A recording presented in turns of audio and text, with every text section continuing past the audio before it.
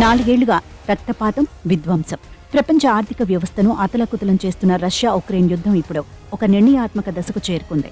అగ్రరాజ్యం అమెరికా రంగంలోకి దిగి ఈ యుద్ధానికి ముగింపు పలకడానికి జూన్ నెలను డెడ్లైన్గా విధించింది.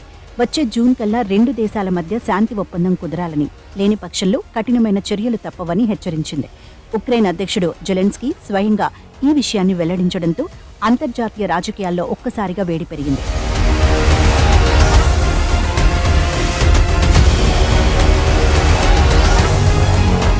ఇటీవలి అబుదాబిలో జరిగిన రహస్య చర్చల వివరాలు ఇప్పుడు బయటపడుతున్నాయి.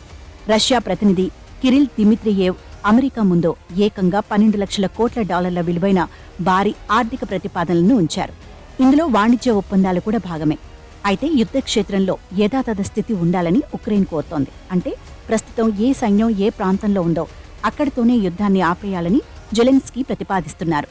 కానీ పారిశ్రామికంగా కీలకమైన డోన్బాస్ ప్రాంతం విషయంలో మాత్రం 2 దేశాల మధ్య పీటముడి పడింది. ఒకవైపు శాంతి చర్చలు నడుస్తుండగానే రష్యా తన ప్రతాపాన్ని చూపిస్తోంది. ఇటీవలి ఉక్రెయిన్ ఇంధన వనరులే లక్ష్యంగా 400 డ్రోన్లు, 40 క్షిపణులతో రష్యా విరుచుకుపడింది.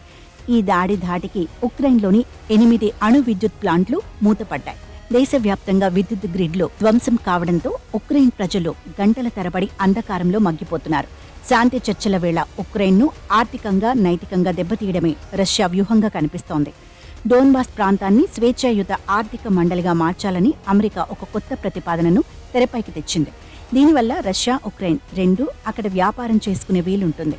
వచ్చే వారం అమెరికాలోని మియామిలో జరగబోయే త్రైపాక్షిక చర్చల్లో దీనిపై ఒక స్పష్టత వచ్చే అవకాశం ఉంది.